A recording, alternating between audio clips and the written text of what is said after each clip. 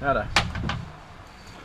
I've done the worst part of getting that off its donor. Now we just need to wrap it up.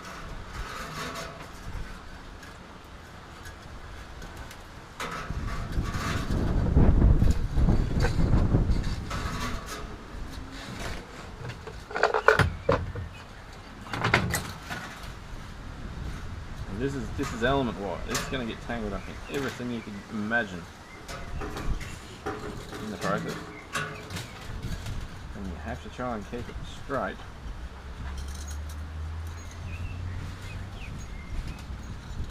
Keep it in its ceramic groove.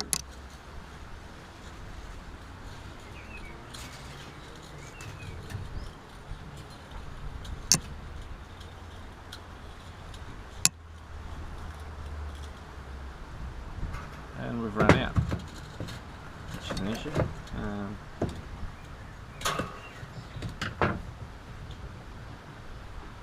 It's not a problem yet. We can still stretch it out. We'll test the resistance and see what that is using my Digitech clamp meter. So we'll go from there to there. Keep them together and get the pair.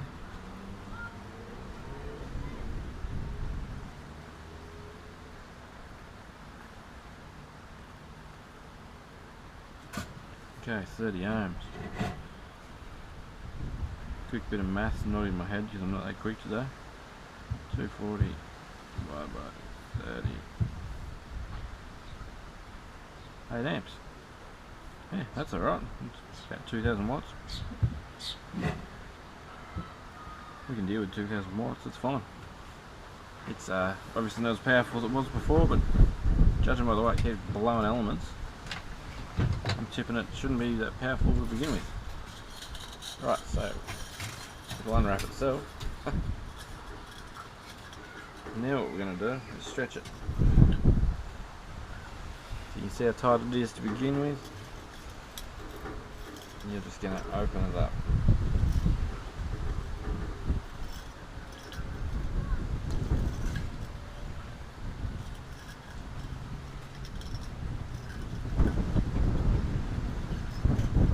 Probably not quite doubling the gap.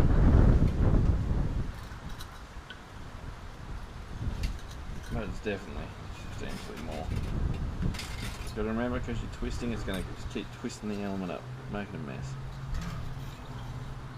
Anything that can stick on, get stuck on, get caught on, it's going to.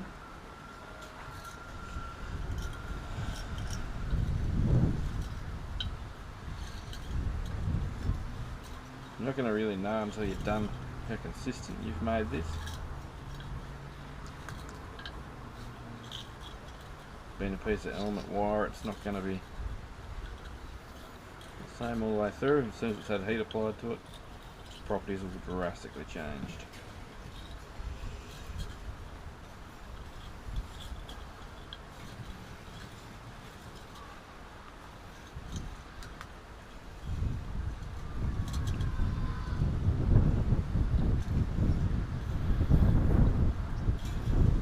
Now we're getting towards the bottom.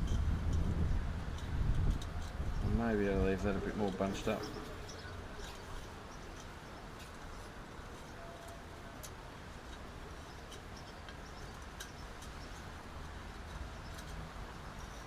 No, we still need to stretch a few more.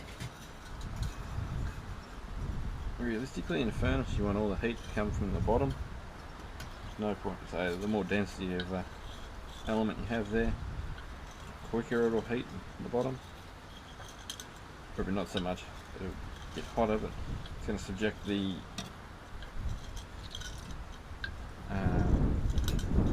crucible to more temperature the whole way through.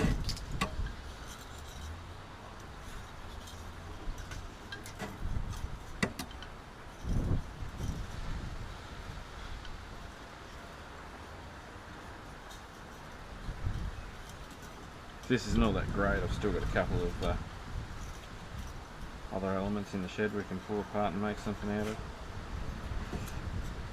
Got quite a few old school kettle elements that we could turn happen. So we're at the end. You want to just grab hold of it.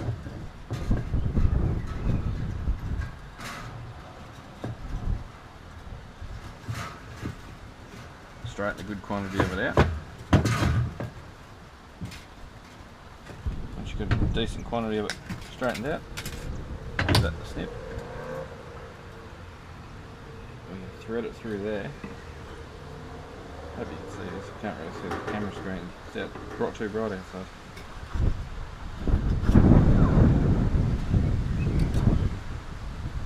Now it's rewound.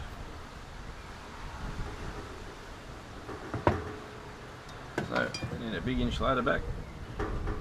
The groove in the side of that's cut for the start of it.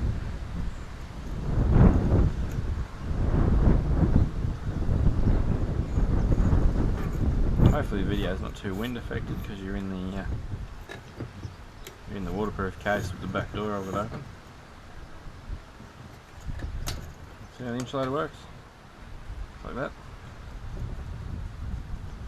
Okay.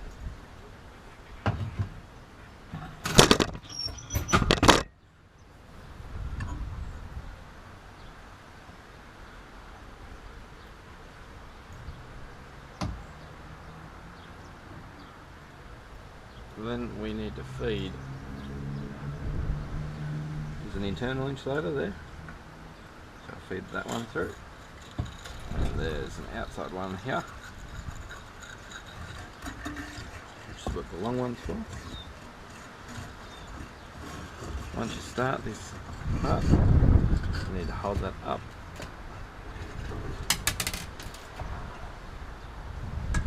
And you need to get the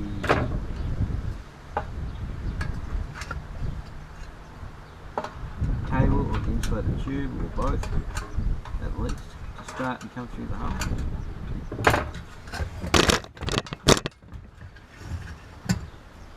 I'll be honest, this is part of the process where 6 hands would come in handy.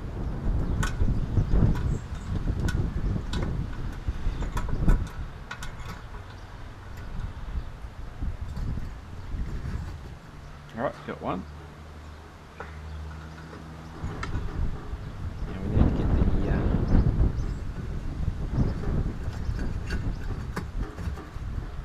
so I've got the long one done. We'll get the other insulated tube back out.